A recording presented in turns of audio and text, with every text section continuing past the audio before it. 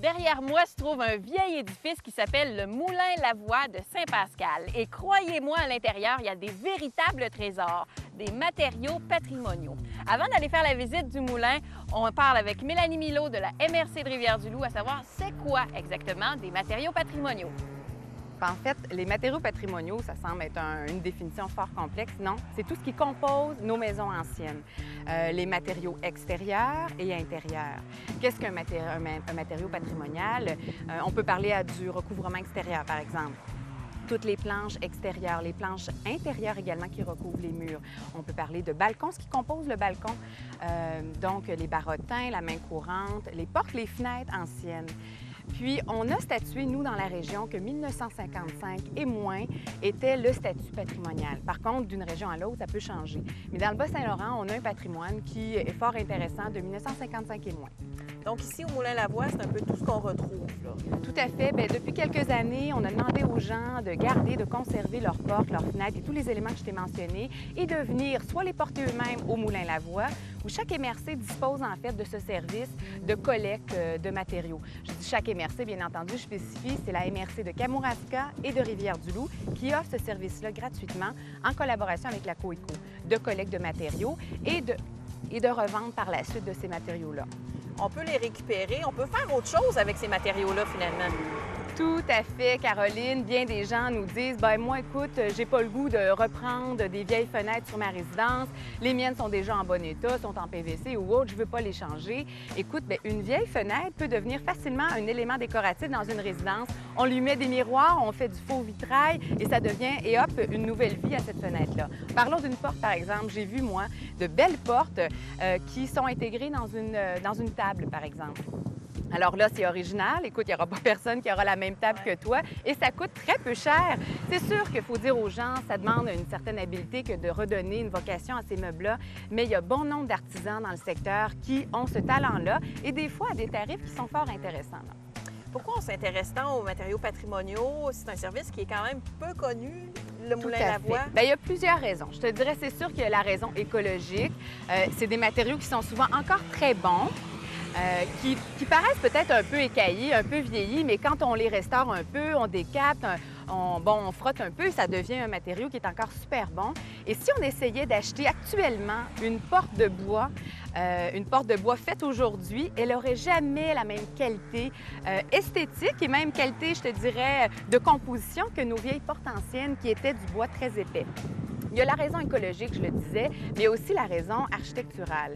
À l'époque, nos artisans d'époque faisaient des détails fort intéressants qui sont difficiles à répéter aujourd'hui.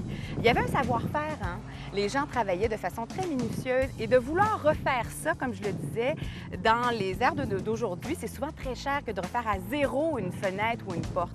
Alors que de la récupérer, de vouloir changer juste un morceau qui serait endommagé dans une vieille porte ou une vieille fenêtre, ou une moulure, par exemple, c'est souvent beaucoup moins cher, et je dirais 2 fois moins cher que d'acheter une porte complète. Et quand on parle de bois, le bois, on sait que c'est une richesse naturelle dans notre secteur. Donnons-lui une seconde vie à ces matières de bois-là. Et les gens qui ne savent pas si les matériaux qu'ils ont à la maison sont patrimoniaux ou pas, comment on fait pour le savoir?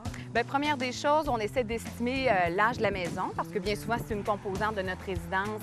On peut vérifier auprès de notre MRC qui, avec les rapports d'évaluation, pourrait nous dire l'âge approximatif. Ou sinon, on se fie peut-être aux anciens propriétaires. Bien souvent, on fouille un peu quand on vient de l'acquérir, par exemple. Fouillons un peu avec les environs, les voisins, tout ça. Il y a souvent des personnes âgées dans le secteur qui connaissent réellement la date de la résidence, donc la date des éléments décoratifs et des matériaux patrimoniaux. Si vous désirez des informations plus poussées concernant les matériaux patrimoniaux, vous pouvez toujours vous rendre dans votre MRC, chercher ce guide d'intervention en patrimoine bâti. Stéphane, c'est toi le préposé qui t'occupe du Moulin Lavoie. Les gens qui veulent aller magasiner les matériaux là, ils s'y prennent comment? J'appelle la Coeco. Après ça, la Coeco me réfère à les clients. Moi, j'appelle les clients pour leur donner, décider un rendez-vous avec eux autres, puis leur demander qu'est-ce qu'ils ont comme matériaux, des portes, des fenêtres. Après ça, je me rends directement chez les clients, chercher les objets qu'ils ont à nous laisser. Ça, c'est surtout pour la cueillette. Mais les gens qui veulent aller magasiner les matériaux au moulin, ils s'y prennent comment? Ouais, idéalement, vu que c'est moi, vu que je suis là une journée par 2 semaines, c'est de m'appeler ou appeler à Coeco pour prendre un rendez-vous avec moi. Après ça, je m'organise pour aller au moulin quand on a un rendez-vous ou deux, puis faire montrer ça aux clients. Les clients viennent et magasinent les portes et les fenêtres. Les gens, quand ils arrivent là, il faut quand même qu'ils sachent qu'est-ce qu'ils veulent exactement. Oui, il y a ceux qu'il faut avoir ces grandeurs idéalement. Quand les grandeurs, l'idéal, c'est quand les grandeurs, quand ils n'ont pas de grandeur précise, c'est plus facile de trouver des portes et des fenêtres en conséquence. Mais on peut tomber juste sur le grandeur aussi quand ils en ont besoin. Aussi, il y a un site Internet qui a des photos dessus, les grandeurs sont déjà marquées, fait que tu peux te référer un petit peu avant de venir voir. Je vous dirais que ça varie entre 10 $ et 100 $, tout dépendant de l'état des fenêtres ou des portes, ou avec les cadrages, pas de cadrage, ou juste une contre-fenêtre. Ça dépend de ce que les clients choisissent. Si vous voulez faire une visite du Moulin Lavoie et que vous êtes tombé en amour avec des matériaux patrimoniaux que vous venez de voir, prenez un rendez-vous sans tarder puisque le moulin fermera ses portes en novembre pour ouvrir en avril 2009. Depuis plusieurs années, la Coeco avait un souci. À chaque fois qu'ils démolissaient un immeuble, on trouvait dommage que certains matériaux qui pouvaient avoir une valeur, qui pouvaient servir pour des maisons qui veulent garder un cachet patrimonial.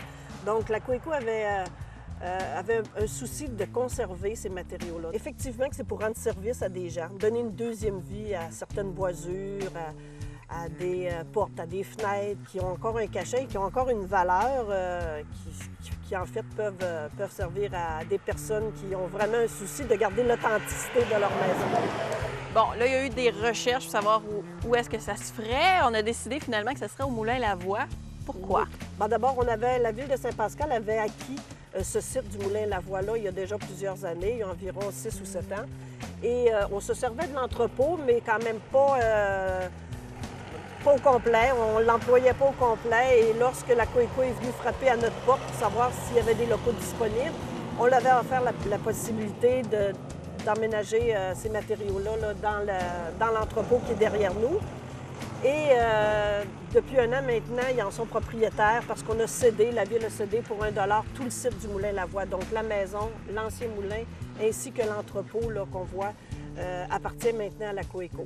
Donc il y a seulement que l'entrepôt qui sert justement. Il n'y a rien dans le moulin. Oui. C'est sûr que la Coeco, au moment où ils ont fait l'acquisition, avait plein de projets en tête. On ne sait pas, aujourd'hui, on ne sait pas encore où ce projet-là va nous mener, mais on voudrait essayer quand même.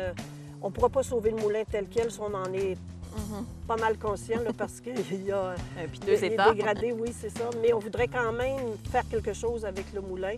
Il y a la maison aussi qui pourrait servir, mais l'entrepôt, lui, je crois, va demeurer un entrepôt pour les matériaux patrimoniaux. Si vous voulez avoir plus de détails sur les matériaux patrimoniaux, vous pouvez toujours aller consulter notre site Internet et en même temps consulter le catalogue au www.co-eco.org ou appelez-nous chez Coeco au 88 856 26 28.